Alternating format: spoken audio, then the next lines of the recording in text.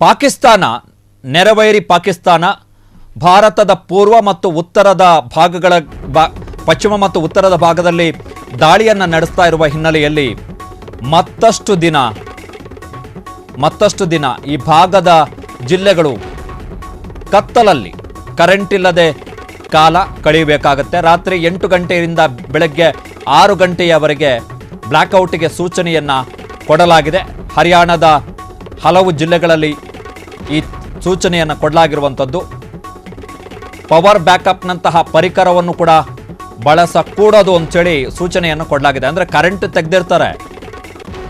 ತೆಗೆದಿದ್ದಾರೆ ಅನ್ನೋ ಕಾರಣಕ್ಕೋಸ್ಕರ ಪವರ್ ಬ್ಯಾಕಪ್ ಜನರೇಟರು ಇವುಗಳನ್ನೆಲ್ಲ ಬಳಸಕ್ಕೆ ಹೋಗಬೇಡಿ ನೀವು ಅಂತೇಳಿ ಬ್ಲ್ಯಾಕ್ಔಟ್ ಮಾಡ್ತಾ ಇರುವಂಥದ್ದೇ ಶತ್ರು ರಾಷ್ಟ್ರದ ಯುದ್ಧ ವಿಮಾನಗಳು ದಾಳಿಯನ್ನು ಕೈಗೊಳ್ಳಕ್ಕೆ ಆಗಬಾರ್ದು ಎನ್ನುವ ಕಾರಣಕ್ಕೋಸ್ಕರ. ಅಂದರೆ ಪಾಕಿಸ್ತಾನ ನಮ್ಮ ಮೇಲೆ ರಾತ್ರಿಯ ಹೊತ್ತು ದಾಳಿ ಮಾಡಲಿಕ್ಕೆ ಅವರಿಗೆ ಗೊತ್ತೇ ಆಗಬಾರ್ದು. ಜನವಸತಿ ಪ್ರದೇಶಗಳ ಮೇಲಾಗಲಿ ಅಥವಾ ಯಾವುದೇ ಪ್ರದೇಶದ ಮೇಲಾಗಲಿ ಮಿಲಿಟರಿ ನೆಲೆ ಮೇಲಾಗಲಿ ದಾಳಿ ಮಾಡಲಿಕ್ಕೆ ಅವರಿಗೆ ಸುಳಿವು ಸಿಗಬಾರ್ದು ಎನ್ನುವ ಕಾರಣಕ್ಕೋಸ್ಕರ ನಾವು ಬ್ಲ್ಯಾಕ್ಔಟನ್ನು ಮಾಡ್ತಾ ಇರುವಂಥದ್ದು. ಹಾಗಾಗಿ ಕರೆಂಟ್ ತೆಗೆದು ಬಿಡ್ತಾರೆ.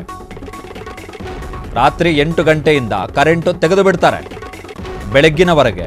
ಸೊ ಕರೆಂಟ್ ತೆಗೆದಿದ್ದಾರೆ ಅಂಥೇಳಿ ಪವರ್ ಬ್ಯಾಕಪ್ ಇದೆ ಅಂತ ಹೇಳಿದ್ರೆ ಆವಾಗ ಇನ್ವರ್ಟರ್ ಮತ್ತು ಜನರೇಟರ್ ಇವುಗಳನ್ನೆಲ್ಲ ನಾವು ಬಳಸಿದ್ರೆ ಅಥವಾ ಬೇರೆ ಯಾವುದಾದ್ರೂ ಪವರ್ ಬ್ಯಾಕಪ್ ವ್ಯವಸ್ಥೆ ಏನಿದೆ ಅದನ್ನು ಬಳಸಿಬಿಟ್ರೆ ಆವಾಗ ಬ್ಲ್ಯಾಕ್ಔಟ್ನ ಉದ್ದೇಶವೇ ಈಡೇರಲ್ಲ. ಬ್ಲ್ಯಾಕ್ಔಟ್ನ ಉದ್ದೇಶ ಕರೆಂಟ್ ಉಳಿತಾಯ ಮಾಡುವಂಥದ್ದಲ್ಲ, ದೇಶವನ್ನು ಕಾಪಾಡುವಂಥದ್ದು. ಹೀಗಾಗಿ ಉತ್ತರ ಮತ್ತು ಭಾರತದ ಪಶ್ಚಿಮ ಭಾಗದಲ್ಲಿ ನಿರಂತರವಾಗಿ ಪಾಕಿಸ್ತಾನ ದಾಳಿಯನ್ನು ಕೈಗೊಂಡಿದೆ. ಸತತ 2ನೆಯ ದಿನ ಮೇ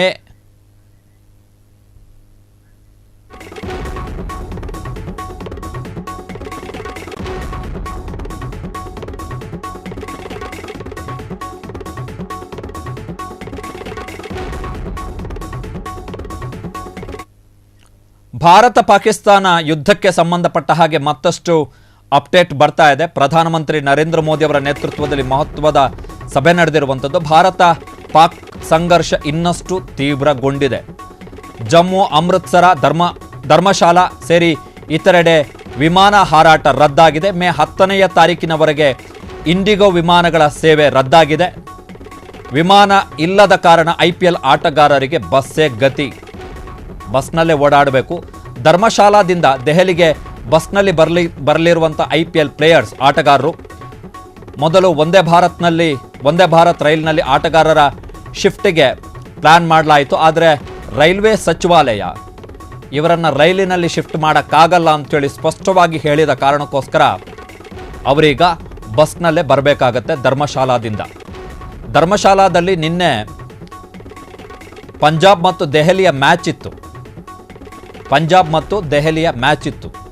ಫಸ್ಟ್ ಆಫ್ ಆಲ್ ನಿನ್ನೆ ಮ್ಯಾಚ್ ಅಲ್ಲಿ ಮೊದಲೇ ಘೋಷಣೆ ಮಾಡಬಹುದಿತ್ತು. ಸೊ ಇದು ಇಂಡಿಗೋದವರು ಕೊಟ್ಟಿರುವಂತಹ ಟ್ರಾವೆಲ್ ಅಡ್ವೈಸರಿ ಪ್ರಯಾಣಿಕರಿಗೆ. ಸುಮಾರು ದೇಶದ 24 ಏರ್ಪೋರ್ಟ್ಗಳು, ಅದರಲ್ಲಿ ಜಮ್ಮು, ಶ್ರೀನಗರ, ಧರ್ಮಶಾಲಾ ಇರ್ಬೋದು, ಗುಜರಾತ್ನ ಹಲವು ಏರ್ಪೋರ್ಟ್ಗಳು ಸೇರಿದಂತೆ ದೇಶದ ಉತ್ತರ ಮತ್ತು ಪಶ್ಚಿಮ ಭಾಗದ 24 ಏರ್ಪೋರ್ಟ್ಗಳಲ್ಲಿ ವಿಮಾನ ಹಾರಾಟವನ್ನು ನಿಷೇಧ ಮಾಡಿದ್ದಾರೆ. ಒಂದು, ನಿನ್ನೆ ಧರ್ಮಶಾಲಾದಲ್ಲಿ ಮ್ಯಾಚ್ ಇತ್ತು. ಅದು ಯಾಕೆ ಮ್ಯಾಚ್ ಇಟ್ಕೊಂಡ್ರು ದೇವರಿಗೆ ಗೊತ್ತು. ಕಾರಣ ಏನು ಅಂತ ಹೇಳಿದ್ರೆ, ನಿನ್ನೆಯೇ ಸಂಜೆಯ ಹೊತ್ತಿಗೆ ಭಾರತದ ರಕ್ಷಣಾ ಸಚಿವಾಲಯ ಕೊಟ್ಟಿರ್ತಕ್ಕಂತಹ ಮಾಹಿತಿಗಳ ಪ್ರಕಾರ, ಮಧ್ಯಾಹ್ನ ಕೊಟ್ಟಂತಹ ಮಾಹಿತಿಗಳ ಪ್ರಕಾರ ದೇಶದ 15 ಕಡೆ, ಅದು ಕೂಡ ಉತ್ತರ ಮತ್ತು ಪಶ್ಚಿಮ ಭಾರತದ ನಗರಗಳ ಮೇಲೆ ಪಾಕಿಸ್ತಾನದವರು ಕ್ಷಿಪಣಿ ಮತ್ತು ಡ್ರೋನ್ ದಾಳಿಯ ಮುಖಾಂತರ ದಾಳಿಯ ಯತ್ನವನ್ನು ಮಾಡಿದರು. ಇದು ನಿನ್ನೆ ಮಧ್ಯಾಹ್ನ ಕೊಟ್ಟಿದ್ದಂತಹ ಸ್ಟೇಟ್ಮೆಂಟು ಭಾರತದ ರಕ್ಷಣಾ ಸಚಿವಾಲಯ, ಅಂದರೆ ನಮ್ಮ ರಕ್ಷಣಾ ಸಚಿವಾಲಯ.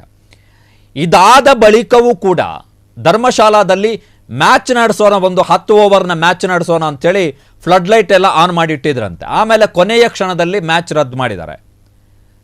ದುಡ್ಡಿನ ಆಸೆ ಹೇಗಾದರೂ ನಡೆದು ಬಿಡಲಿ ಅಂಥೇಳಿ. ನಿನ್ನೆ ಒಂದು ವೇಳೆ ಪಾಕಿಸ್ತಾನದ ದಾಳಿ, ಪಾಕಿಸ್ತಾನ ನಿನ್ನೆ ಸಡನ್ ಆಗಿ ಏನು ಅಟ್ಯಾಕನ್ನು ಪ್ಲಾನ್ ಮಾಡ್ತು ಕ್ಷಿಪಣಿ ಮತ್ತು ಡ್ರೋನ್ ದಾಳಿಯ ಮುಖಾಂತರ, ಹೀಗಾಗಿ ಮ್ಯಾಚ್ ರದ್ದು ಮಾಡಿದ್ದು. ಇಲ್ಲದಿದ್ದರೆ ಮ್ಯಾಚ್ ನಡೀಲಿ ಅಂತೇಳಿ ಬಿಡ್ತಾ ಇದ್ರು ಇವರು.